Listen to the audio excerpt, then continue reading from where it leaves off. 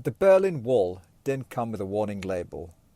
Nobody woke up that morning and knew that the Cold War was ending. Lehman Brothers collapsed, and for the first 48 hours, most people had no idea they were watching the start of a new financial era.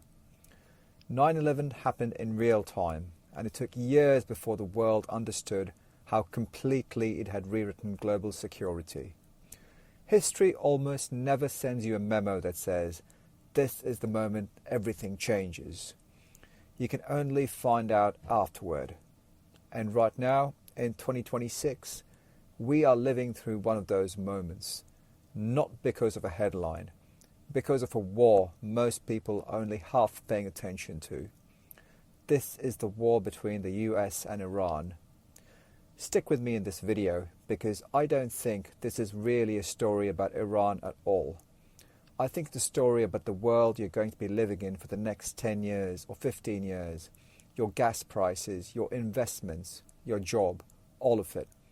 And by the end of this video, you'll understand why.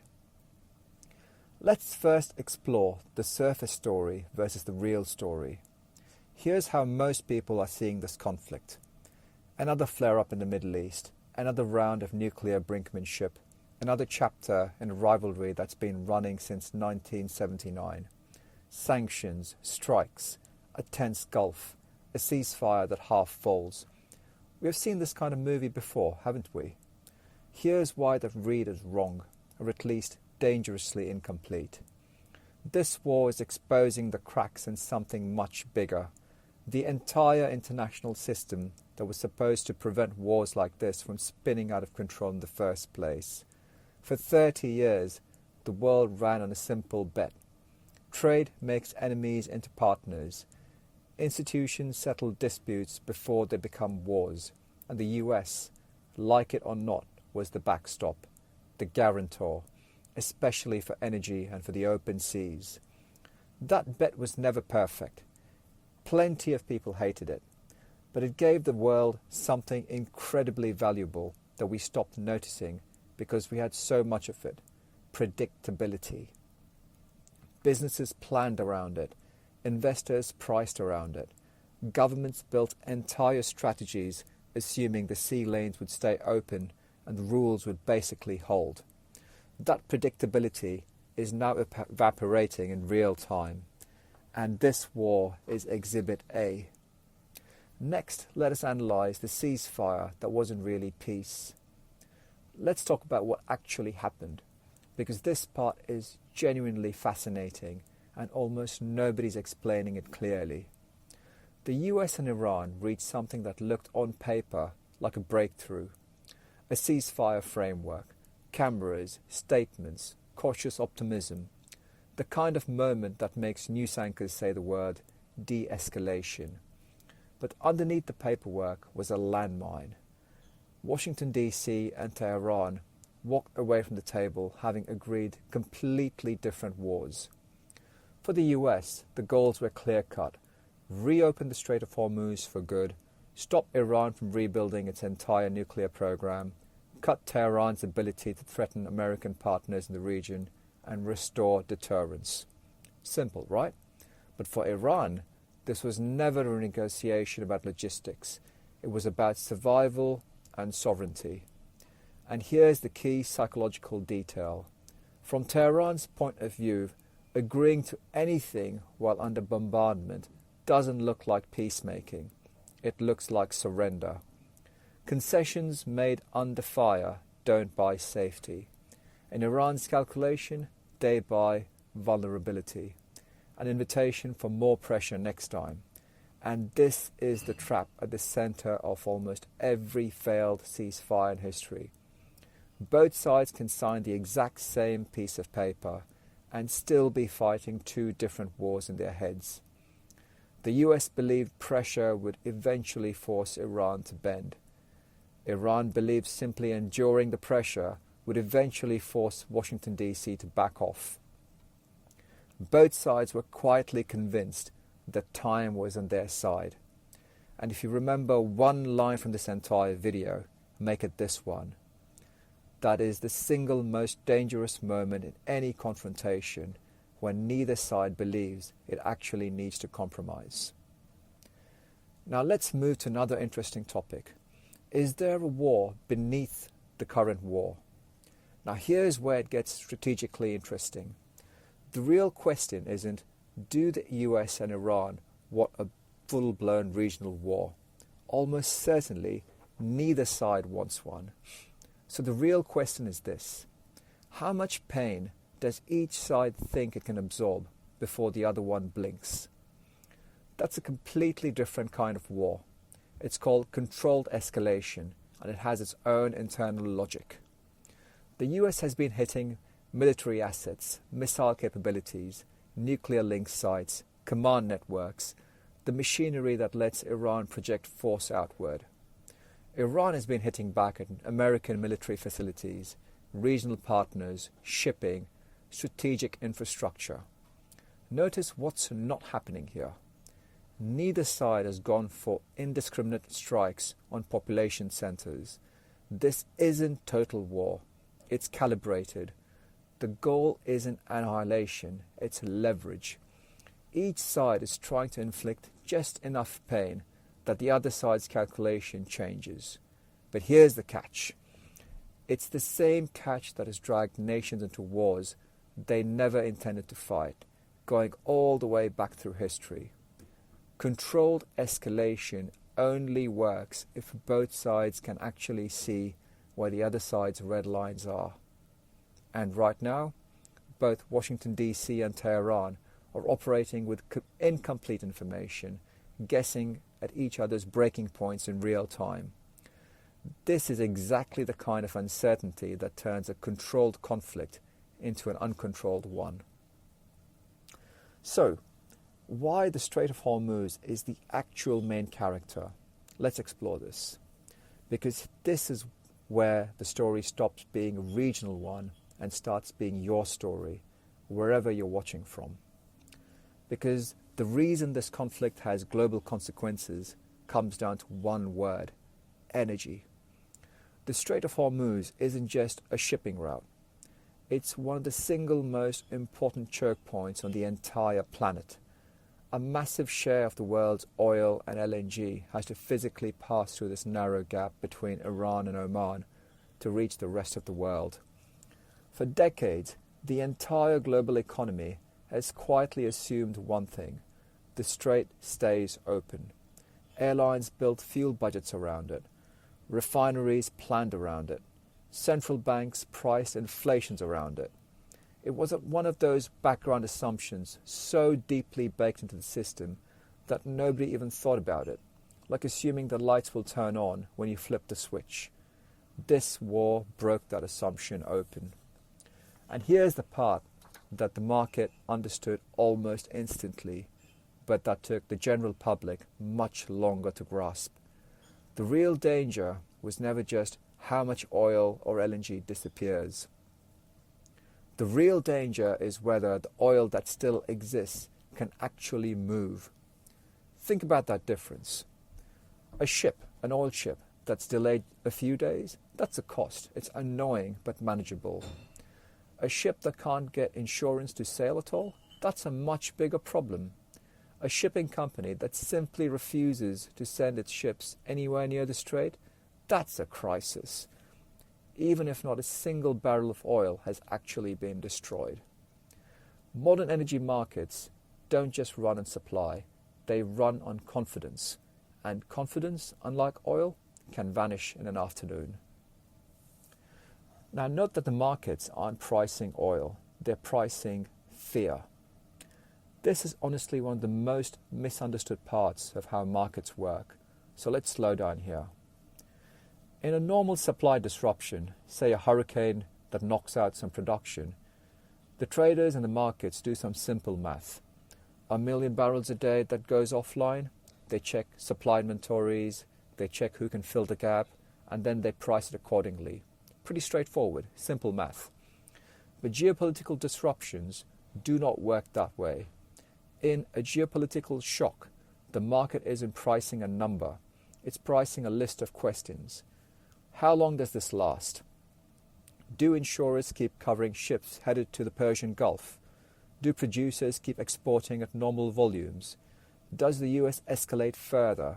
Does Iran retaliate somewhere unexpected? Does diplomacy come back from the dead?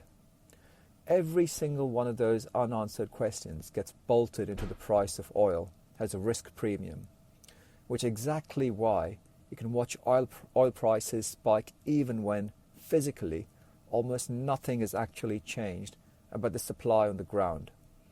Markets aren't just pricing today, they're pricing every plausible tomorrow at once. And it's just not oil. LNG, liquefied natural gas, has the exact same risk, and most people have no idea how exposed the global gas market has quietly become. Over the last decade, the world thought it solved the problem. America became a major LNG exporter. Europe diversified away from Russian pipelines. Asian buyers locked in long-term deals with Qatar, Australia, the US. On paper, flexible, resilient, diversified. But flexibility has a ceiling. LNG still needs liquefaction plants, specialized ships, safe maritime routes, terminals on the other end. And Qatar, one of the largest LNG exporters on earth, sits right in the middle of the same Gulf security picture. A long disruption here doesn't just spike oil. It resets the entire global gas market. Europe scrambles for cargoes. Asia bids prices up. Spot LNG prices spike. Countries thought they'd solved energy security discover that they just moved their dependence from a pipeline to a shipping lane. That's the paradox nobody wants to admit. The more efficient globalization makes a system, the more fragile it quietly becomes. Let that sink in. Now here's a twist I think is genuinely one of the most underrated angles in this entire story. That is China. Beijing has spent years cultivating a close relationship with Tehran. Chinese companies have kept buying Iranian oil straight through sanctions. And politically, a Middle East where American influence takes a hit is exactly what Beijing wants. But then energy flips the script entirely. China is the largest crude importer in the world. Its entire economy runs on a steady stream of Gulf energy, which means a prolonged shutdown of the Strait of Hormuz wouldn't be a win for China. It would be a direct hit to the Chinese economy. So Beijing is stuck in a really uncomfortable contradiction. It wants a weaker American footprint in the Middle East, but also desperately needs stable, functioning global trading system to keep its own economy running. It can cheer for Iran politically, but it cannot afford an actual energy crisis. And that's exactly why China has historically preferred instability that stays contained. A weakened America, sure, but never a broken energy system. It wants chaos, but within limits. Now let's move to the bigger picture. The old world order is ending. Let's zoom all the way out, because this is the part that actually matters for the next decade of your life. For most of the Cold War era, the Soviet Union and America were the two superpowers. But in the post-Cold War era, the world ran on a fairly stable framework. America provided security guarantees. Institutions gave countries a table to negotiate at instead of a battlefield to fight on. Globalization gave everyone an economic incentive to keep cooperating instead of escalating. That era is closing. The competition today isn't just armies anymore. It's semiconductor factories, shipping lanes, LNG terminals, payment networks, rare earth supply chains, AI. All of it has quietly become a weapon in a much bigger contest. Some people call this the new Cold War. I don't think that's quite right. And I don't think this video's framing is either. I think it's something much more messier. Not one clean rivalry with two sides, but a tangle of overlapping rivalries all happening simultaneously. The US versus China, Russia versus Europe, middle powers scrambling for independence, regional powers carving out their own spheres of influence. The old system was a pyramid, with a clear order to it. The system shaking shape now is a fractured mosaic, and that shift, not the missiles, not the ceasefire, but that shift might be the actual headline for this entire war. So where does it actually go from here? There are three basic roads. Road 1, a real negotiated settlement. Both sides, the US and Iran, eventually decide escalation costs more than it's worth. Oil prices ease. Shipping confidence comes back. Markets calm down. But even in this good outcome, something has already changed permanently. The world now knows exactly how fragile these old assumptions really were. Road 2, and I think honestly this is the one I like the most, is a long, grinding stalemate. Not peace, not full war. Just an endless cycle of strikes, retaliation, fresh sanctions, brief diplomatic openings, temporary pauses, and you repeat this cycle. And here's the uncomfortable truth. For energy markets, this might be the worst scenario of all three, worse even than a sharp crisis. Markets are actually pretty good at absorbing a shock. What they're terrible at handling is endless low-grade uncertainty that never resolves. And road 3 is the tail risk. A wider regional war, one miscalculation, one strike that causes mass civilian casualties, one hit on a critical energy infrastructure that forces a response nobody actually wanted to make. History is absolutely littered with wars that nobody intended to fight, but started exactly this way. So let's come back to where we started. The Berlin Wall didn't announce the end of the Cold War. Lehman Brothers didn't announce a new financial era. And this war probably won't announce the new global order either. Not with a headline, not with a single dramatic moment, but I think it's already revealing one. Energy is a strategic again. Shipping lanes are geopolitical again. Industrial capacity is a national security question again. And the question every government, every company, and honestly every one of us need to start asking is, how do we maximize efficiency anymore? The question that we need to ask is, how do you build resilience in a world where disruption isn't an accident? It's strategy.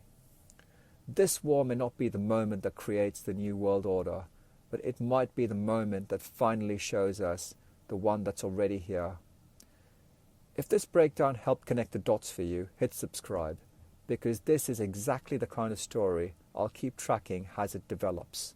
And let me know in the comments, do you think this ends in a settlement, a stalemate, or something worse? I'll read every one of your comments. I'll see you in the next video. Thank you.